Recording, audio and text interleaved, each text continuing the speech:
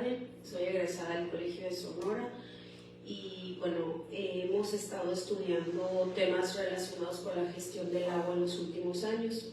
En esta ocasión formamos parte del grupo Amigos del Río Sonora o de esta organización que básicamente ha estado visibilizando las problemáticas o las coyunturas más relevantes de la cuenca del río Sonora.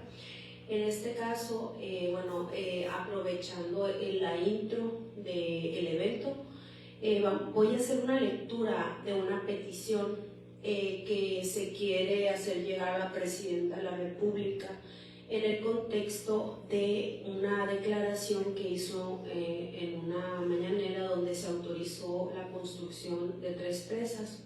Entonces, les voy a leer la carta o la petición con la finalidad de invitarlos a sumarse a esta iniciativa, si es su voluntad, si los argumentos que en esta carta se vierten son compatibles con sus valores y con sus creencias de cómo debe ser manejada una zona o una cuenca de esta naturaleza. Entonces, la voy a leer brevemente. Doctora Claudia Sheinbaum Pardo, Presidenta de los Estados Unidos Mexicanos, al Congreso de la Unión, Congreso del Estado de Sonora. El grupo de colectivos y personas abajo firmantes, que incluye habitantes de las comunidades del río Sonora y de la ciudad de Hermosillo, académicos y sociedad civil, rechazamos enérgicamente la construcción de las 3 presas en Sinoquipe, Puerta del Sol y Las Chivas en San Miguel de Orcasitas y cualquier obra de este tipo que afecte el caudal de la cuenca del río Sonora según se ha planteado en el Plan Hídrico para Sonora. Los motivos para nuestro rechazo son los siguientes. Como ha sido ampliamente demostrado, las presas producen daños a corto, mediano y largo plazo, tales como impacto negativo a la vegetación ribereña, abatimiento de los acuíferos, disminución de agua para los medios de subsistencia de las localidades río abajo. Estos daños fueron documentados a nivel internacional desde el 2000 por la Comisión Mundial de Presas y a nivel local en el río Sonora para el área del sistema de presas El Molinito Abelardo L. Rodríguez, en el que se produjo una caída drástica de la agricultura y el daño a la vegetación circundante al río. Ante una sequía como la experimentada en los últimos años, que ha producido una disminución en la ecorrentía, construir presas no tiene ningún sentido. Lo que se necesita, en cambio, es un manejo integrado de la cuenca en la que se evite la sobreexplotación del sector minero en los acuíferos Bacuachi y Bacanuchi al norte de la cuenca.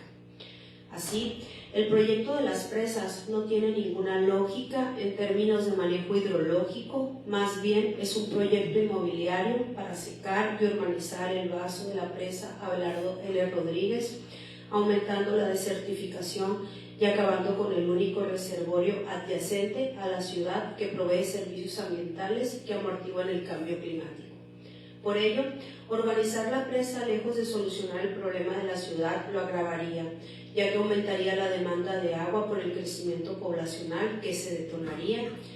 Nos indigna la forma de proceder gubernamental al proponer estas obras en el nivel federal sin antes realizar una consulta pública amplia a los posibles afectados, como son las comunidades del río Sonora y de la ciudad de Hermosillo, lo cual es indispensable según lo firmado por México en el Acuerdo de Escazú.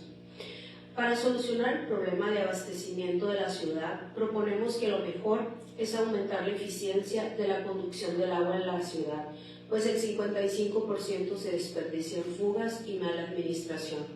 Incrementar la eficiencia aseguraría el abastecimiento a la ciudad en los próximos 30 años sin necesidad de estas obras tan costosas en términos económicos, sociales y ambientales. Si deseas mayor información sobre el tema, los invitamos a revisar un reportaje. Si tienen alguna duda, si no han firmado o si desean difundir la información, por favor mandar un mensaje al grupo de Amigos del Río Sonora en redes sociales. Gracias. Quisiera comentar. Sí.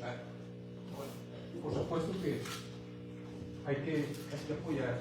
Por cierto que no encontré la manera de firmar la hoja esa, valía la pena circular el protocolo. Pero en mi opinión, están omitiendo el argumento más importante, el de mayor peso. ¿Qué va a pasar en un evento extraordinario donde el agua caiga de ahí del Molinito para acá? La presa Abelardo Rodríguez, con el asolve que tiene, sigue siendo una protección para la ciudad de Hermosillo.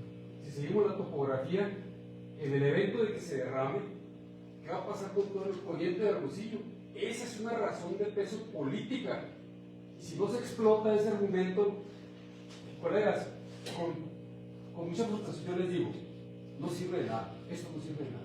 Tiene que tener un peso político fuerte, se tiene que convencer a toda esa gente que vive ahí que va a caer un serio riesgo para ellos en caso de un evento fuerte, como está ocurriendo. Y si no, que le pregunten a los de Valencia qué pasó. Pues con todo el asolve que tiene, la presa sigue siendo un respaldo para Hermosillo. Porque si eso se rompe, del centro de Hermosillo para el poniente, eso se barre. Me parece que ese es un argumento político de muchísimo peso porque tiene una repercusión social muy importante. Yo los invito a que reconsideren esto, pero me parece que el argumento no está fuera de todo. Y si lo está, bueno, ustedes dirán. Gracias. Bueno, muchas gracias por el comentario.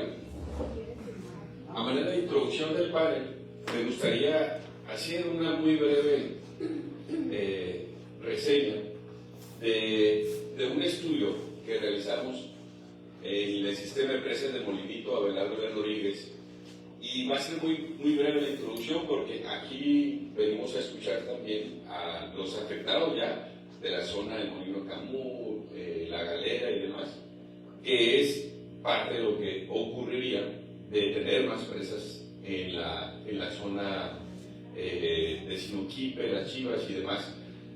Tengo que decir rápidamente que esta cuestión de los efectos, los impactos negativos de las presas no es una cuestión que es propiamente del río Sonora, sino que ya fue documentado en el 2000 que 46 países en todo el mundo hay diferentes casos donde hay un impacto negativo. Siguiente, por favor. Y lo que nos tiene en cuestión es esta cuestión de los escenarios que sale del Plan Hídrico Sonora por la Comisión Estatal del Agua el año pasado, en el cual nos proponen que sea Sinoquipe, Las Chivas. En este mapa ni siquiera aparece Puerta del Sol, pero ahorita voy a enfocar en lo que ya ha ocurrido entre el Molinito Abelardo Rodríguez. Siguiente. Este estudio que voy a presentar ya está en un artículo científico de esta revista, de Human Water Journal. Lo pueden descargar, revisar. Lo escribimos un servidor con otros colegas. Siguiente. Este estudio, el área en que hicimos este caso fue precisamente el área natural protegida estatal que está entre Molinito y Abelardo Rodríguez, que la verdad de protegida no tiene nada, pero fue declarado en 1994. Siguiente. Una cuestión importante es que las presas, Molinito ha cambiado durante estos años sus funciones, y aquí están 4 por lo menos. Primero fue construida en 1991 por el Programa Especial de Hermosillo para proteger de inundaciones a la ciudad. Y después, conforme se da el crecimiento de la ciudad, es utilizada para recargar los pozos urbanos. Se suelta el agua en ciertos periodos del año y ese va a dar a Mesa del Cerro y La Victoria ese acuífero para recargar o para proveer agua a la ciudad. Ya en el 2008 se hace un uso exclusivo de la ciudad mediante el acueducto Molinito, de tal forma que ya ni siquiera se hace esta cuestión de soltar la Mesa del Cerro y La Victoria, y ya es uso exclusivo para la ciudad. Y en el 2014, con el derrame de Grupo México, con la vista del cobre,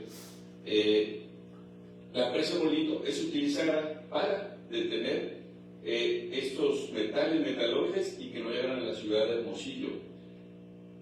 Siguiente. En cualquiera de estas funciones, y esta es la primera conclusión, el resultado ha sido el mismo: agua limitada para las comunidades y ecosistema de río abajo. Lo que quiero dejar aquí claro es que aunque en este momento se dijera que la presa de Sinoquipe u otra va a ser para ciertas funciones, conforme van pasando los años y los gobiernos y demás, van cambiando sus funciones. Siguiente. ¿Y cuáles fueron los impactos en esta zona? Y aquí podemos ver, este color verde representa agricultura, 1993, 2002, 2011, y este verdecito vemos cómo está bajando conforme pasa el tiempo. Y esto baja de 9.000 a 3.000 hectáreas de uso agrícola. Y esto en 2011, estamos a 2024, y seguramente los efectos fueron siguiendo. Y en este queda muy claro, esto se hizo con teledetección, imágenes satelitales. Siguiente. Y que aquí nos deja una segunda conclusión. A través de los años, la forma paulatina, gradual, los medios productivos y de subsistencia son impactados negativamente debido a la disminución o abatimiento del nivel de agua de los pozos por la falta de escurrimientos al apresar el agua río arriba. Otra cosa importante, y yo como geógrafo observo esto, de que cuando nosotros imaginamos la ciudad y las presas, lo imaginamos el territorio como si fuera un territorio vacío. Yo creo que en la decisión de las autoridades del agua está como esa cuestión de con toda facilidad se anuncia en la matutina y se dice en el plan hídrico por Sonora de que agua del Sinoquipe, agua de las Chivas, Puerta del Sol, pero se les olvida la siguiente, que es más complejo de lo que ellos están imaginando, ¿no? Al hacer las políticas de agua. Es decir, aquí tenemos, en este caso son ejidos, terrenos ejidales, comunidades que necesitan de esa agua, y resulta, como ven aquí, mucho más complejo de lo que se imaginan las autoridades del agua. Tenemos el Molino de Camus, San Juan, Mesa del Celi, La Victoria, el Alamito, y diversas comunidades. Por aquí está San Francisco Batú, que son afectadas, y eso es algo que tienen que entender las autoridades. Siguiente. Y por último, tenemos aquí un estudio que se le conoce índice de vegetación, que como vemos aquí va bajando el color verdor, que es la productividad que se tiene en esa zona. Es decir, la tercera conclusión siguiente sería de que al tener agua en las presas y cortar el flujo natural, paulatinamente los ecosistemas río abajo son dañados porque la vegetación ribereña no tiene el agua necesaria para sobrevivir. Por supuesto hay un impacto en la vida acuática y en la fauna ribereña, que deberíamos tener sauces, álamos y tenemos pinos salados, pues simplemente no tenemos nada. Siguiente. Siguiente.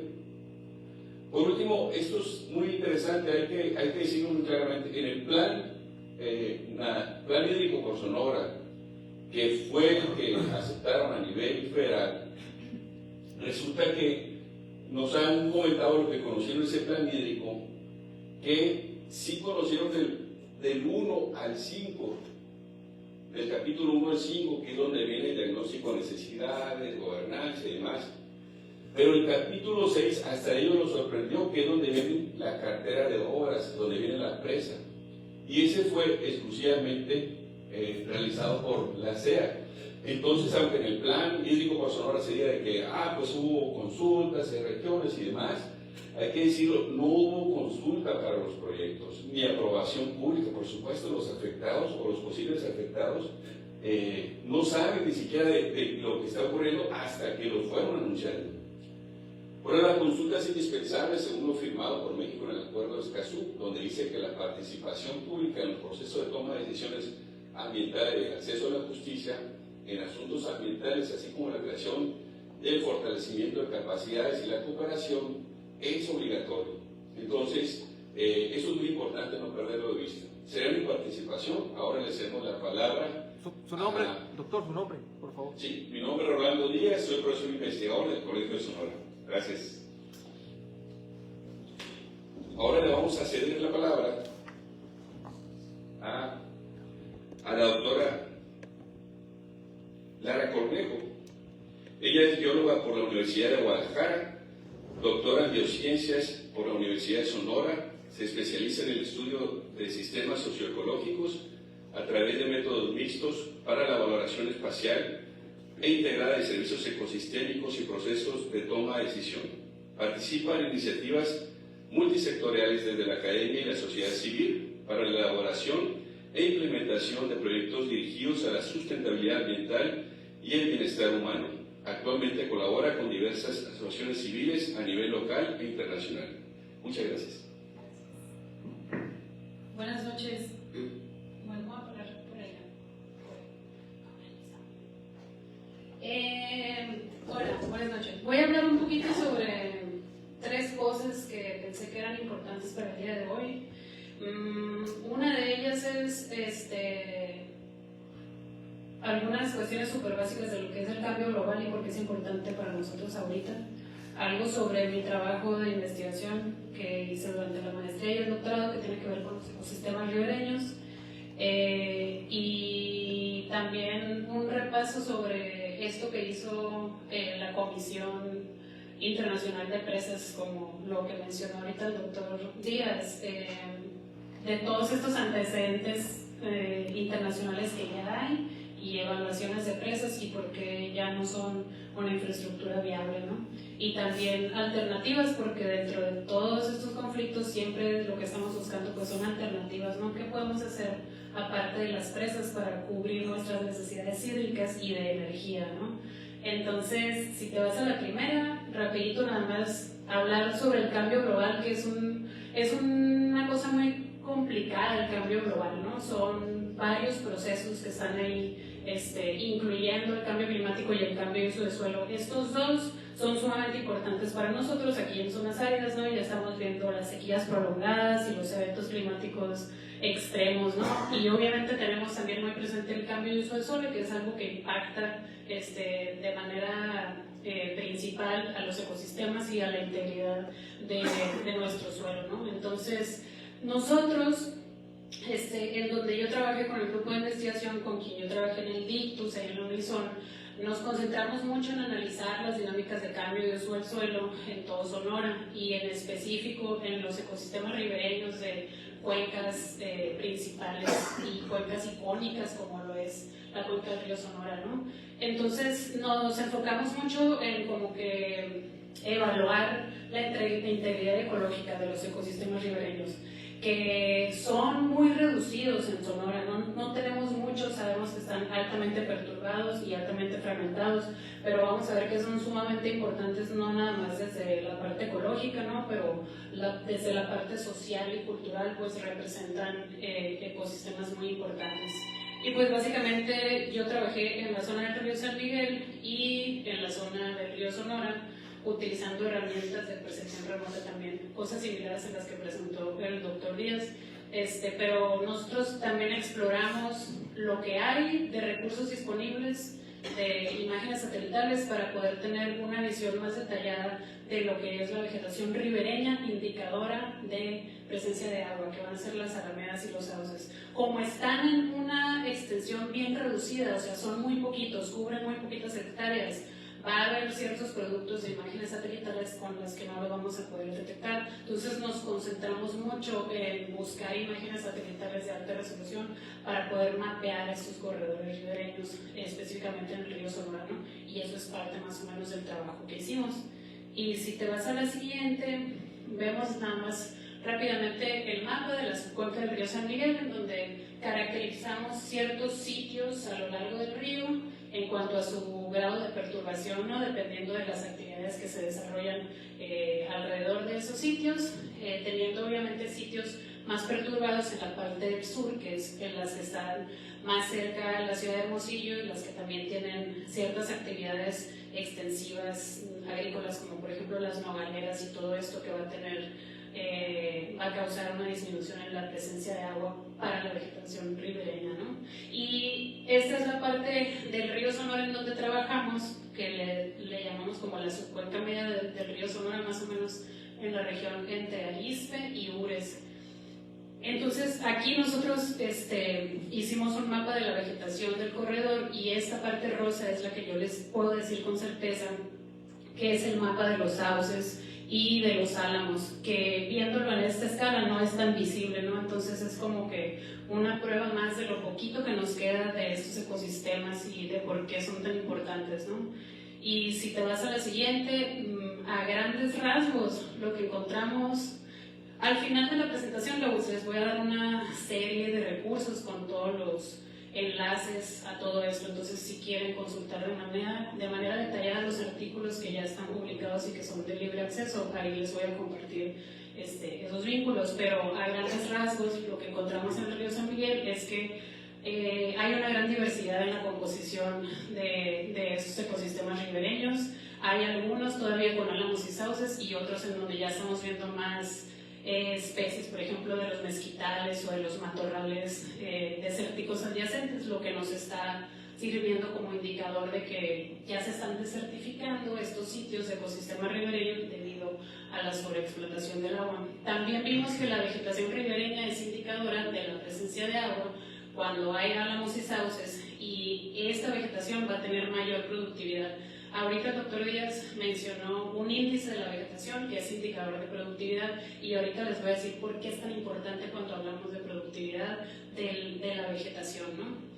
En el río Sonora encontramos que en los últimos 30 años se han extendido los mezquitales y las especies invasoras, como lo mencionó el doctor Díaz, como el pino salado, ¿no? Que estamos viendo que está invadiendo estas áreas de áreas ribereñas, y también que esta vegetación ribereña es cada vez menor, y que algunas prácticas agrícolas tradicionales como los cercos vivos, que son estos cercos que antes se usaban mucho, construidos de las ramas de los álamos y los sauces para detener las grandes crecidas de agua, pero también promover que entre lo que se conoce como el agua puerca a fertilizar las parcelas.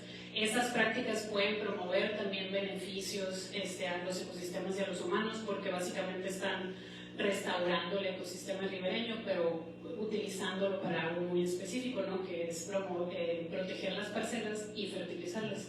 Y también encontramos que hay áreas privadas que han conservado sus alamedas intencionalmente porque utilizan esos sitios como recreativos, ¿no? Entonces vemos que esto pues tiene potencial para conservar los sitios de vegetación ribereña. En cuanto a lo de la productividad, a lo mejor podemos tener conceptos diferentes de lo que es productividad. Cuando hablamos de los índices de la vegetación, de lo que se ve a través de imágenes satelitales, y estamos hablando desde la perspectiva ecológica, la productividad de la vegetación tiene que ver con la capacidad fotosintética. ¿Y por qué es importante esto? Porque esto tiene un efecto sobre el ciclo del carbono. Entonces, cuando nosotros tenemos vegetación altamente productiva que está almacenando carbono en la biomasa, es decir, en las hojas, en las ramas, en los troncos, en el suelo, tenemos menos carbono en la atmósfera, ¿no? Que esto contribuye, el dióxido de carbono, entre otros gases, a la concentración de los gases de efecto invernadero. Entonces, la productividad de la vegetación está altamente relacionada con el cambio climático.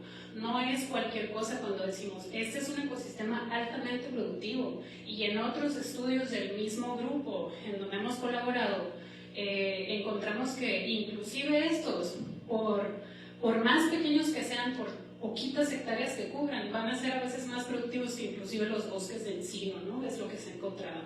Entonces, o sea, son muchas cosas, muchos beneficios, y vemos cómo está muy relacionado pues con el cambio climático, la necesidad de conservar estos ecosistemas. Y obviamente no nada más por los beneficios ecológicos, pero pues los ríos significan algo para la gente, ¿no? Las alamedas significan algo para la gente. No estamos hablando nada más del carbono y la productividad, estamos hablando de la cultura y de la identidad de las comunidades también. Entonces, bueno, todo eso tenemos aquí en estos ecosistemas en Sonora. Y si le das a la siguiente, siendo conscientes de la situación en la que estamos, de la situación crítica en la que están los ecosistemas ribereños y los ríos en general en Sonora y el río Sonora, pues sí resulta absurdo, ¿no?, escuchar un plan hídrico que está proponiendo infraestructura realmente anticuada, ¿no? Esta Comisión Mundial y este informe que mencionó el doctor tiene ya, pues, ¿cuánto? Se publicó en el 2000, ¿no?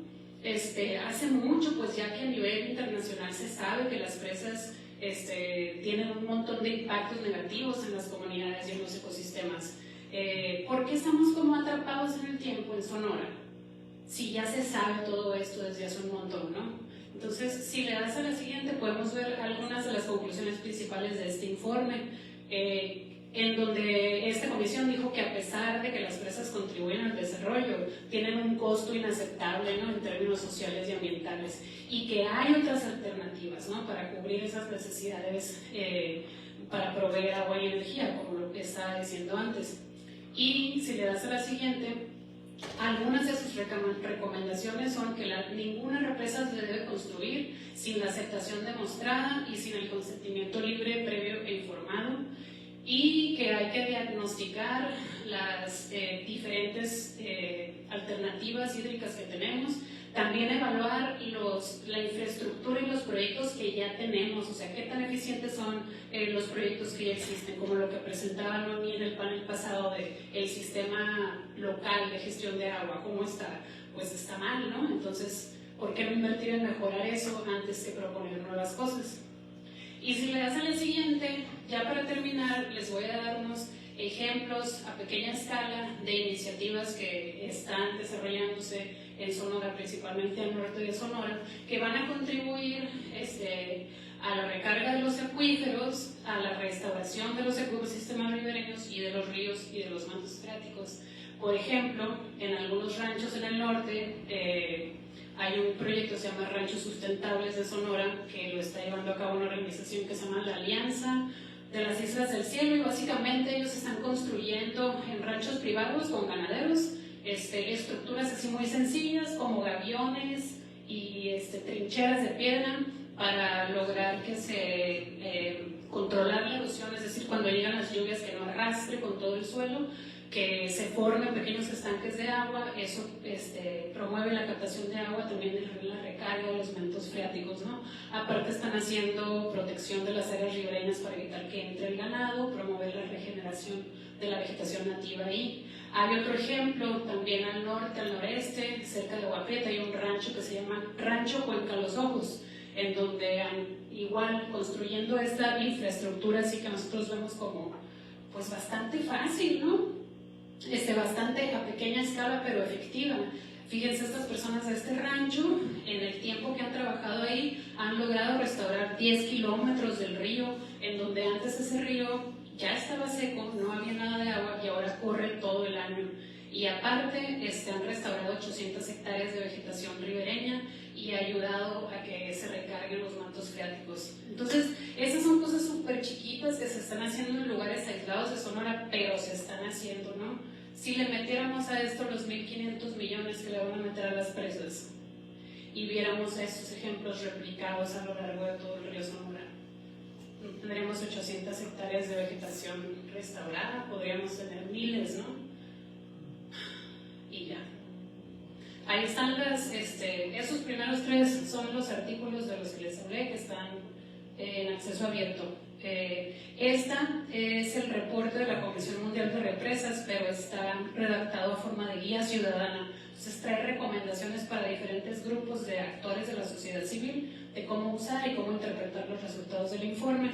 Estos son las páginas de los ranchos que les comenté, de las iniciativas, y mi correo final.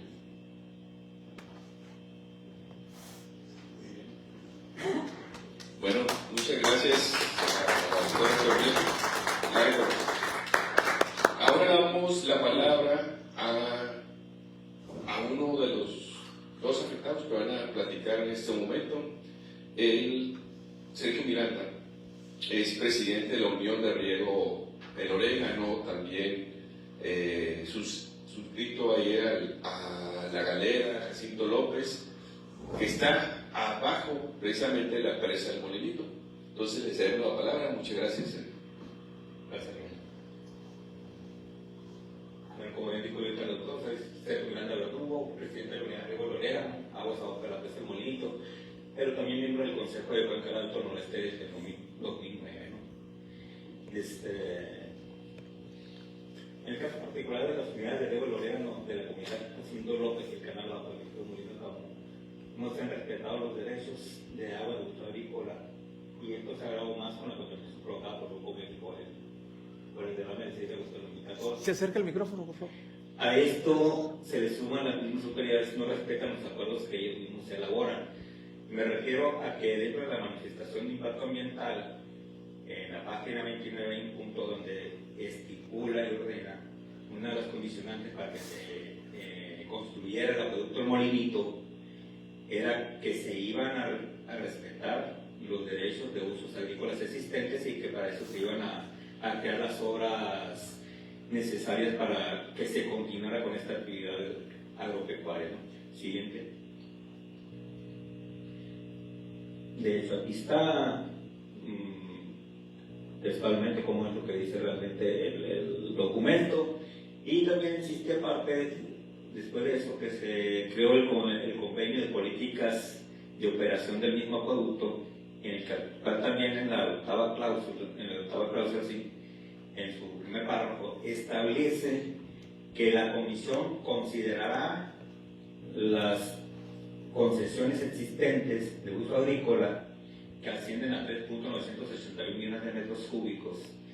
Y a lo que hago referencia a estos dos documentos es que las mismas autoridades son las primeras en no respetar los acuerdos que se establecen para el desarrollo de estos proyectos que vienen en beneficio de la ciudad. Entonces, ¿cómo creer en ellos en que sí se van a respetar los acuerdos y los derechos existentes de quienes viven de las actividades agropecuarias de lo que es el sector primario? Y siguiente, por favor.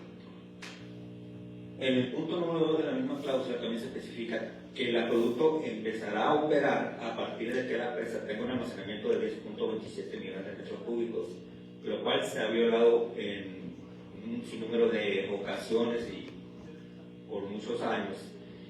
Y ahorita, pues hace poco todavía estaba operando el acueducto Agua Hermosillo. Sabemos la necesidad que tiene la ciudad, ¿no? Pero creo que los acuerdos se hacen para respetarse y las reglas se hacen para respetarse, más que todo.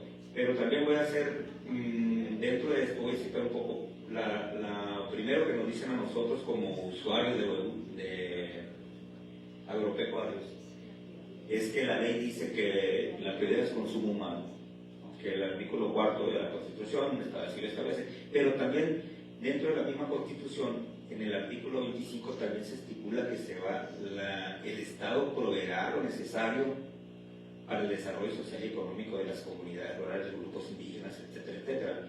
Y dentro del artículo 27 también de la Constitución, en la fracción 20, también viene un párrafo por el estilo, donde ahí se establece lo que la actividad primaria, la comercialización, industrialización de los productos se consideran de interés público.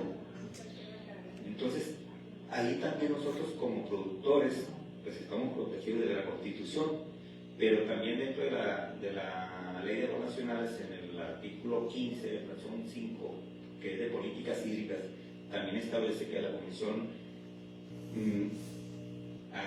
programará las iniciativas que considere necesarias en caso de emergencia para asegurar a las personas y sus bienes. Entonces, para nosotros como productores, la tierra y el agua pues es un bien, es de lo que vivimos, y más sobre todo el sector más vulnerable, que son los ejidatarios, ¿no? el pequeño productor. Siguiente. Cuando vino la contaminación del río Sonora, que comentó Nerita, llega a partir de ahí, pues no se nos suelta el agua como normalmente se nos hacía anteriormente. Nos íbamos por etapas. Por ejemplo, cuando teníamos un almacenamiento superior a los 20 millones de metros cúbicos, pues nos salía la cuarta 2 y con esa estábamos regando normalmente. Llegaba un momento en que bajaba el nivel de la presa a 17, 18 millones de metros cúbicos, entonces había la necesidad de levantarla con puerta número 1 para seguir nosotros con nuestras actividades. Después de la contaminación ya no se pudo hacer eso. ¿Por qué? Porque había el temor de que los sedimentos de metales pesados estuvieran recargados en la compuerta número 1 y esto viniera a caer tanto al río como al mismo acueducto El Molinito, que es el que trae agua a la ciudad. Entonces, teníamos que sifonear el agua con mangueras de 2 y 3 pulgadas hasta de 15 metros de largo. Pero llegaron un momento en que ya el almacenamiento es de 15, 16 millones y ya el sifonado ya no funciona. Entonces hay que meter equipo de bombeo. Sigue con agua, traía equipo de bombeo para agua Hermosillo, con motores estacionarios, diésel, pero nos sale el consumo de 200 litros de diésel por 24 horas. Entonces no hay un cultivo que sea rentable o sustentable para seguir con la actividad. Y hasta ahorita pues al Grupo México no se le ha obligado a que repare este daño. Y ahorita, por ejemplo, en el caso de la unidad de riego que yo represento, este es el segundo año que no sembramos ni una sola hectárea. Entonces, pues la captación económica que tenemos por nuestras actividades, pues ha llegado a cero, ¿no?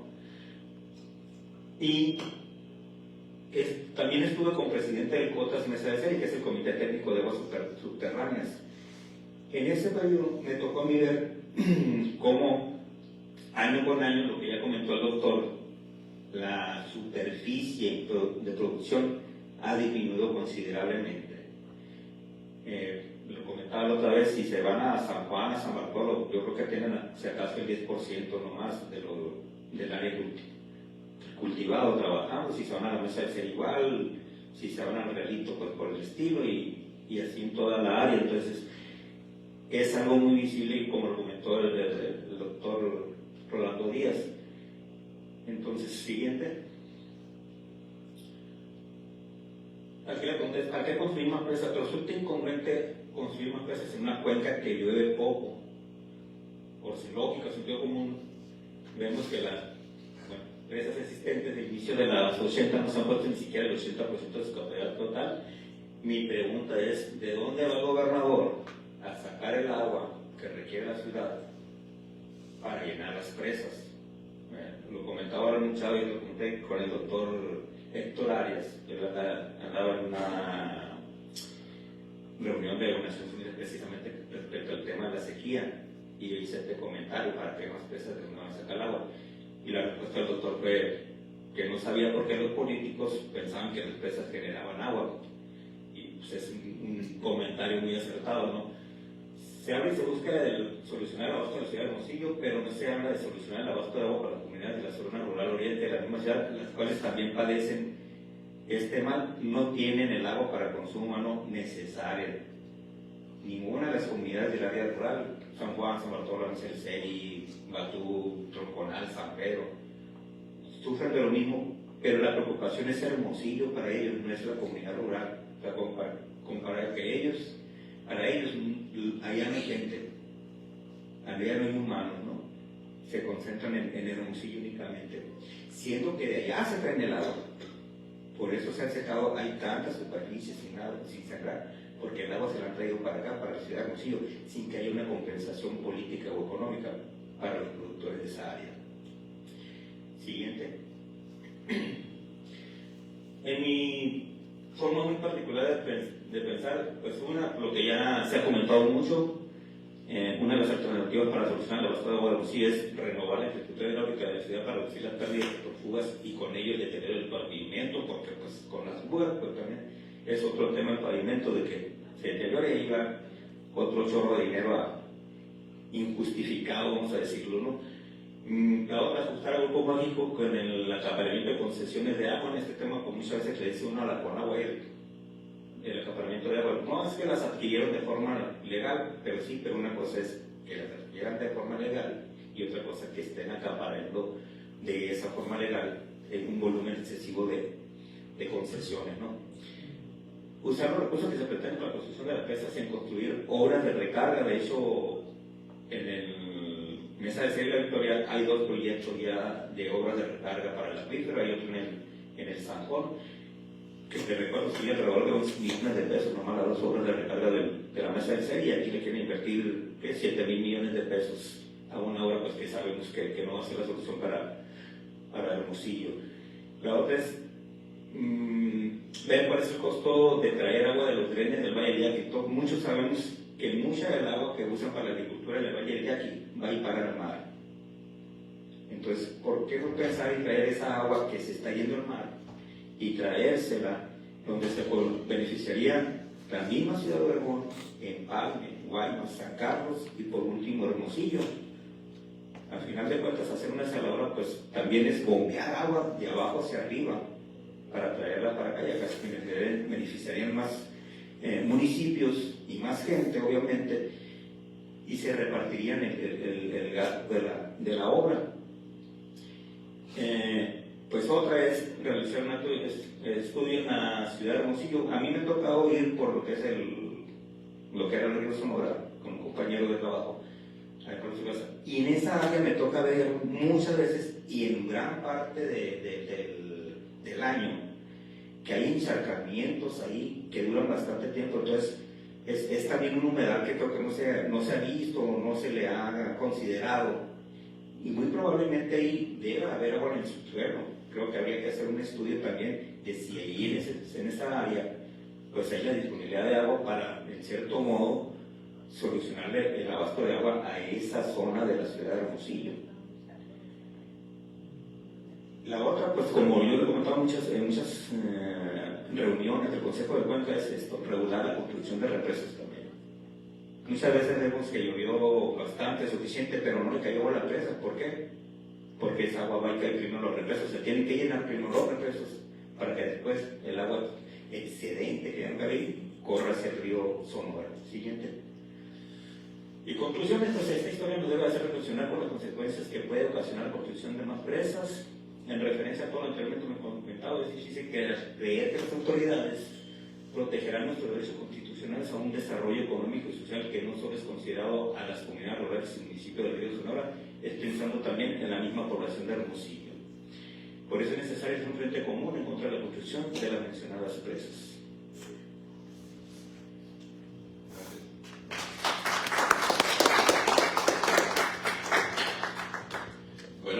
Ahora le cedemos la palabra al ingeniero Ismael Limón, quien es secretario del Molino Camus, fue presidente del ejido en el trienio pasado y también parte de la unidad de riego del Molino de Camus. Pues sin más, le cedemos la palabra al ingeniero. Muchas gracias. Yo voy a ser muy breve, ya casi dijeron todo. Les voy a hablar más de las afectaciones de las comunidades rurales aguas abajo de la presa del Molinito. El ejido de Molino de Camus, entre otros ejidos, tiene un pozo con el que suministra agua a la comunidad. Este pozo desde hace 10 años se abate en el verano y es necesario que se le esté suministrando agua en pipas a la comunidad. El año pasado, al ejido de enseguida, Fructuoso Méndez, se le secó su pozo. Ellos están dependiendo 100% del agua en pipas. El sábado pasado hice un recorrido por el pueblo, recorrí todas las parcelas, no se sembró ninguna parcela, recorrí algunos ranchos que tienen unas huertitas que tienen un pocito de 4 pulgadas, y le estaba saliendo 1 pulgada de agua. Los pozos se están abatiendo en toda la zona. Desde hace mucho tiempo, desde la contaminación, venimos insistiendo nosotros al organismo operador, al municipio, al gobierno del estado, que se deben tomar acciones para resolver el problema de estas comunidades. Tenemos una de las fuentes de abastecimiento que buscamos primero cuando asumí el comisariado ahí fue una noria que está con aguas abajo de la presa del Molinito. Hablé con la Conagua para que nos diera para consumo humano, y porque la comunidad del Molino Camus ocupa de 8 a 10 litros por segundo. Y me habían comentado que esa noria tenía 28 litros por segundo, pues está pegada a la cortina de la presa. Y Conagua me la autorizó para consumo humano, pero cuando se fue a analizar químicamente salió con manganeso, 400% arriba de la norma. Esta situación pues impidió que pudiéramos utilizar esa fuente de abastecimiento y ahora andamos buscando perforar un pozo. La preocupación ahora es, se están abatiendo los pozos y el pozo que teníamos aprobado para que nos perforaran, lo van a perforar en marzo. Dentro de 3 meses, 4 meses, pues más abatido va a estar el manto freático. Es muy poco probable que encuentren agua ahí. Entonces, los ejidatarios, ahorita las actividades económicas están detenidas totalmente en la comunidad. No hay un ejidatario que esté trabajando sus tierras, sino es para sacar los panoramas que están creciendo en las parcelas. Los ganaderos, en la asamblea pasada estuve platicando con los ganaderos, les pregunté qué están haciendo con el ganado y lo sacan a la carretera a que basuren por la orilla de la carretera lo que puedan encontrar ahí. Véndanlo, no lo pueden vender. No hay mercado ahorita para el ganado por la misma situación. Entonces, la situación es muy crítica. Es muy crítica y pues voy a redundar en lo que ya se dijo. Construir una presa o 2 presas arriba de la presa del Molinito va a provocar. La presa del Molinito es una presa reguladora, tiene 1/3 de la capacidad de la presa Abelardo L. Rodríguez y con esa presa se secó la Abelardo L. Rodríguez. Si van a hacer unas presas contenedoras allá, obviamente se va a secar la presa del Molinito y eso va a afectar más aún a las comunidades aguas abajo de la presa del Molinito, sin considerar lo que ya dijeron del área ecológica del cuerpo de la vegetación.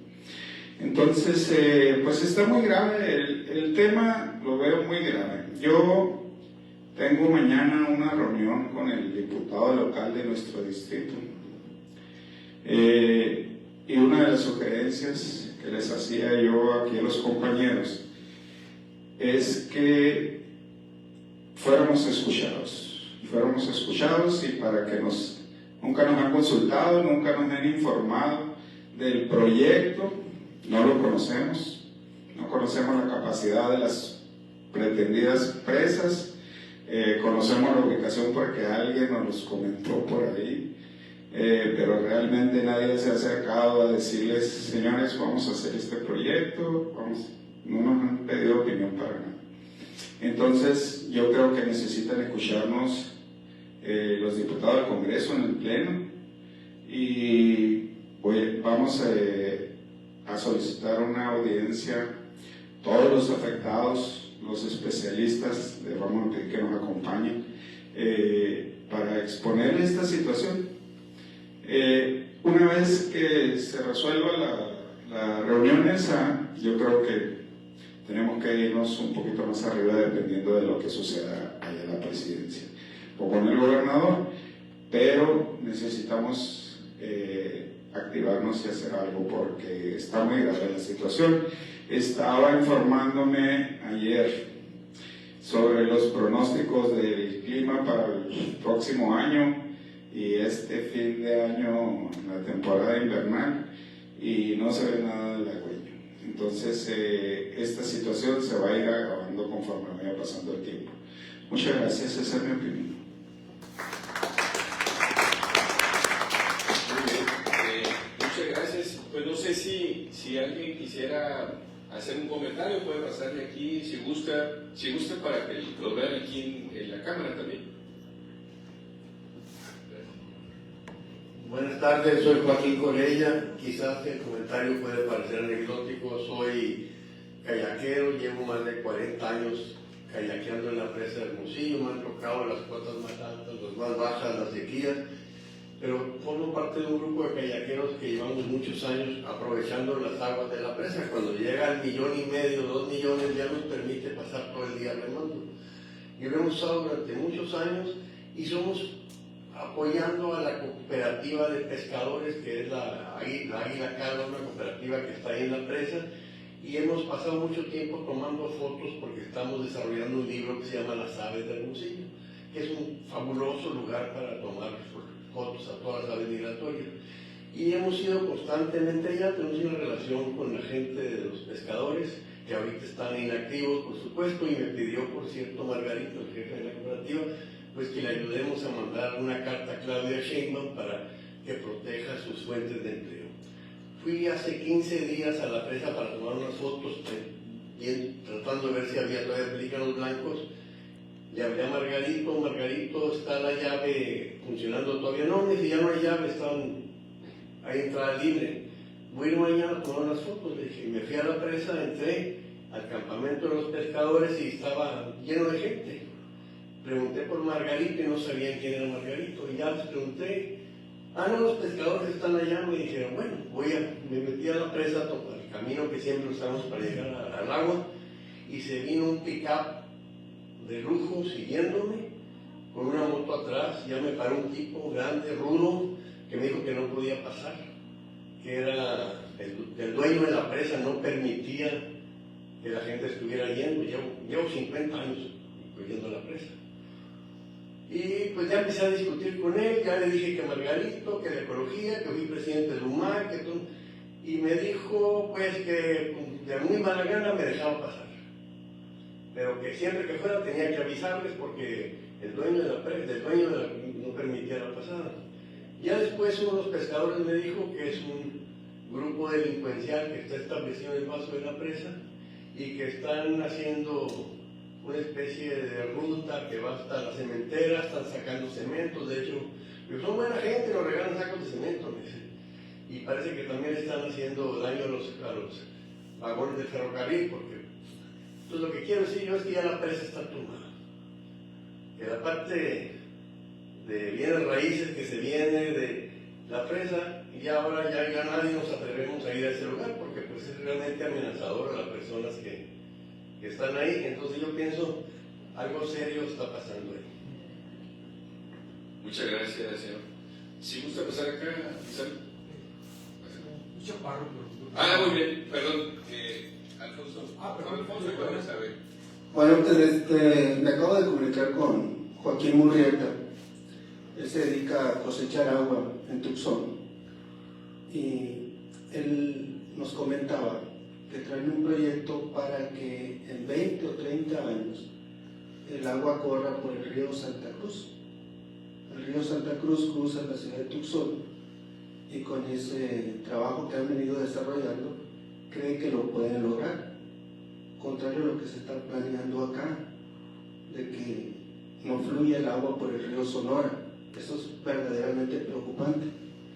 Y ya comentaba yo en la reunión anterior que eso, aparte de impactar al Molinito, al Fructuoso Méndez, a la Mesa del CEDI, también va a impactar, pero de manera significativa, a la costa de Hermosillo, porque si no se recargan los mantos acuíferos, entonces eso va a tener un problema grave. Ahora, eso lo sabemos nosotros acá en corte. ¿Cómo hacemos para que se entere la gente del daño que va a ocasionar esto? Que era lo que yo comentaba en la reunión anterior, que necesitamos organizarnos, hacer un frente verdaderamente bien organizado, que nos permita ganar el debate mediático. Si ganamos el debate mediático, es más fácil hacer que el gobierno se haga para atrás, pero para eso necesitamos mucha organización, porque no carecemos de información. Eso es lo más importante. O sea, aquí están los especialistas, pero ¿cómo hacemos para que los especialistas lleguen a la población? Ese es el verdadero reto. Entonces, poco a poco, con organización, podemos lograr eso, y ganando el discurso mediático. No hay gobierno que se imponga, se los aseguro. Muchas gracias. Adelante, por favor. Mira, yo creo que las experiencias que nos comparten el doctor Díaz y la doctora Cornejo son técnicamente muy sólidas, no tienen punta que les sobre. Y lo que nos comparten Sergio e Israel, pues definitivamente es la visión de la gente que está ahí, ¿verdad? No puede ser más realista. Pero déjenles algo civil. Ahorita hay mucha propaganda con el gusano barrenador y todo el mundo anda preocupado y nadie menciona el principal problema. Y el principal problema es que los narcotraficantes están apoderados de la frontera sur y ellos son los que evitan el pasaje del ganado. Nadie habla de corrupción de los inspectores ni del control que tiene la mafia de eso. Y mientras eso no se controle, pues van a seguir pasando becerros con sal. Acá no estamos hablando de la corrupción, señores. Disculpen, pero yo lo veo muy diferente. ¿Por qué 3 presas? Pues porque le vas a meter lana a lo desgraciado, va a ser como el tren Maya, que va a salir 4 veces más caro de lo que realmente debe ser. Y eso de estarle metiendo y sacando por corrupción. ¿Por qué desarrollo inmobiliario en el vaso de la presa? Pues porque hay un súper negociazo y una tremenda corrupción. Y Claudio Sheinbaum le va a poner atención a esto siempre y cuando digas aguas porque van a manchar tu administración con esto.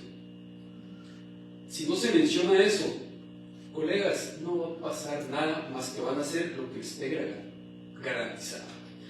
3 presas, déjenme les recuerdo que hace 10 años me tocó coordinar un proyecto para Conagua, era restablecer el flujo hidrológico del río. Y fue un proyecto exitoso en el sentido de que participó mucha gente.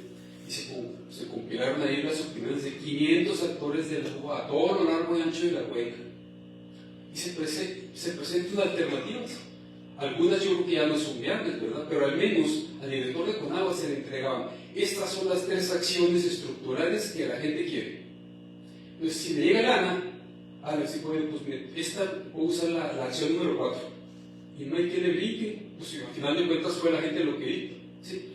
Y otras 10 que tienen que ver, no estructurales, que tienen que ver con políticas públicas. Bueno, está guardado el estudio. Y además, Sergio fue de las gentes dentro del Consejo de Cuencas que solicitó que se hiciera tal estudio. Entonces, lo que les quiero decir es que existían los antecedentes de qué tipo de infraestructura la gente deseaba. ¿Por qué? Yo soy muy mal pensado. Porque ¿dónde le pueden sacar lana? A los proyectos inmobiliarios, a los proyectos de infraestructura. Y mientras no abordemos ese asunto, no va a pasar nada. Mientras no digamos el serio problema que implica para la ciudad de Hermosillo, particularmente todo lo que viene siendo los desarrollos del poniente, no va a pasar nada. Pero que va a haber una inundación no es pregunta de si va a haber o no, la pregunta es cuándo va a ocurrir. Porque como decía la doctora Lara, esto de cambio climático, pues vienen sequías muy extremas, pero de repente se rompen con eventos extremos. ¿Y a poco el canal del Colosio va a poder desalojar toda esa agua? Por supuesto que no. ¿Y quién le va a responder a toda esa gente? Ahí hay un núcleo de población que debería estar muy interesado en esto. Entonces, aunado a lo que comenta el compañero Dorado, pues yo creo que habría que ir a esas comunidades y decirles, oigan, ¿qué no se han dado cuenta de la bronca que se les viene encima? Porque lo que eso requiere es presión política. Y al diputado hay que decírselo. ¿A poco los de Morena no le entran también a la robadera? Pues es la misma. Entonces, yo siento que si no se entra por ese lado y con una posición sólida, me parece que no nos van a hacer caso. Y les puedo dar otros ejemplos. No es el foro ni el momento, ¿verdad? Pero es evidente que, y disculpen, yo lo digo como académico, no nos hacen caso. Históricamente no nos hacen caso. Entonces, yo creo que hay que buscarle por el otro lado. Y me parece que ahí hay un filón de argumentos realmente muy importante. Porque lo que se requiere, a final de cuentas, es despertar el interés del colectivo en el problema que se puede venir. Y a la doctora Sheinbaum le va a llamar la atención si dices, oye, lo que está proponiendo el gobierno es una fuente de corrupción muy seria, más vale que le pongas atención. Ahí a la mejor pega. Si es que no están buscando de dónde van a salir las elecciones dentro de 6 años. Yo creo que tendría que estar viendo por ahí. Bueno, pues sí, adelante, fácil, por favor.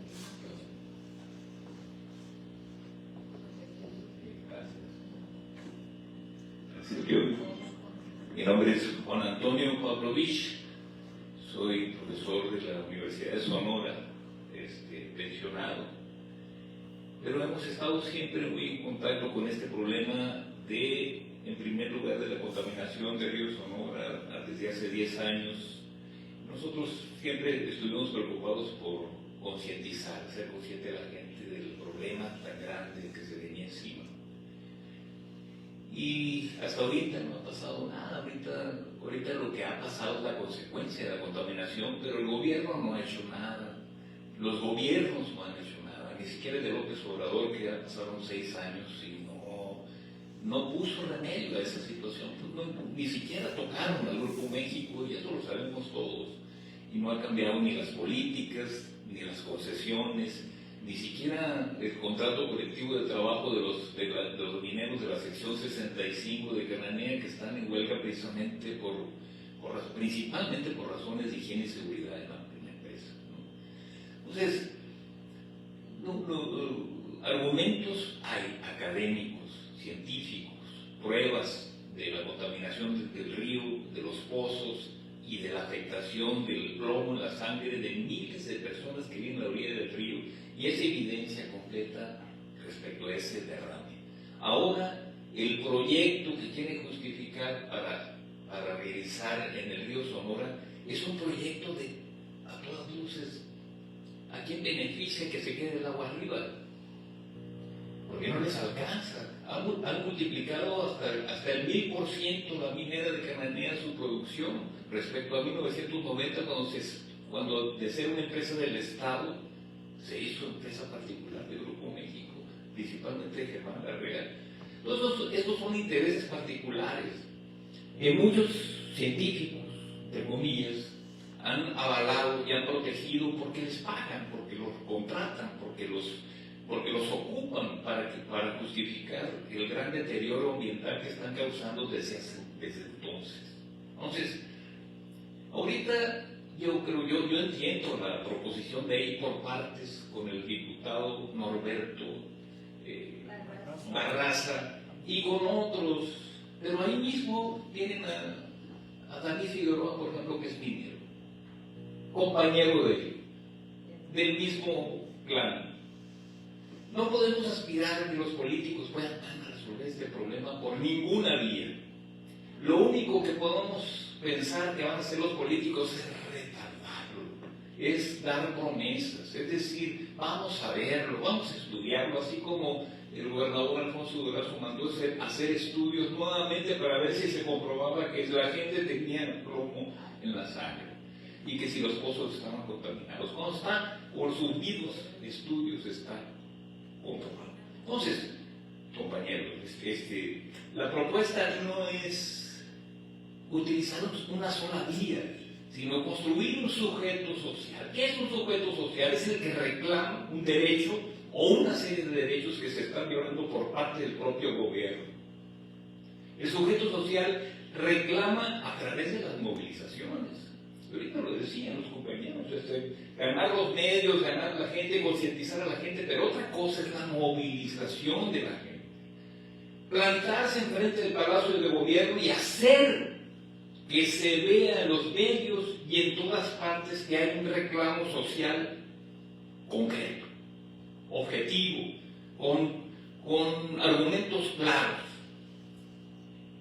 Y la movilización incluye, pues, aumentar la presión, tomar calles, tomar carreteras, tomar poblaciones, pero para eso la gente necesita estar consciente del daño que nos están haciendo y que lo hemos dejado al menos por 10 años. En estos últimos 10 años nos han perjudicado muchísimo. Hay muertos, hay enfermedades, hay deterioro del ambiente, de la producción, de miles de personas a la ribera del río, pero en Hermosillo también. Y ahora viene por la presa, Abelardo L. Rodríguez. Es un descaro. Es plenamente descarado la política del gobierno actual, aunque sea del partido que sea. Es la misma historia. Entonces, si no armamos un sujeto social, armado de todos estos argumentos con apoyo de los académicos, si no es ahora, ¿cuándo, compañeros? ¿Cuándo lo vamos a hacer? Entonces, está bien. Norberto Barraza, ¿qué le va a decir? Pues déjenme ver. Voy a platicar platicar con el gobernador. ¿Quién lo puso ahí a Norberto Barraza? Ni que no supiéramos de historia reciente de cómo andaba Norberto Barraza haciendo un partido político. Y lo pararon en seco. Y no dijo nada, y ya habían arreglado la forma de cómo iba a ser el diputado. Esto está clarísimo para todo el mundo, el que no lo quiera ver. Entonces, ¿a qué aspiramos? Claro que es una manera digna de ir a exponer ante el Congreso una situación, pero no puede ser más que un paso formal que respalde la movilización de los ciudadanos y la conciencia.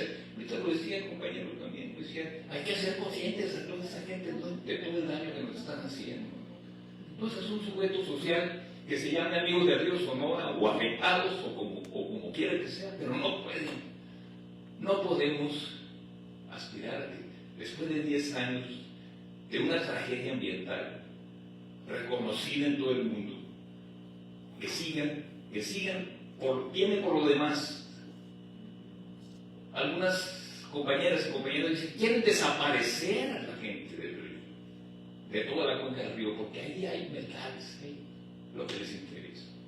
Entonces no lo permitamos. Nosotros somos, pues aquí somos pocos, pero hay muchos allá afuera que tal vez estarían dispuestos a participar. Gracias. Bueno, con este comentario terminamos este panel de diálogo de especialistas y afectados, y pues agradecemos a Libera Radio por la transmisión, y pues muchas gracias. Con esto terminamos. Gracias por su presencia. ¿Cuándo se organiza? ¿Quién le va a seguir? Sí. Después de ahora. Sí. Gracias. Cortamos la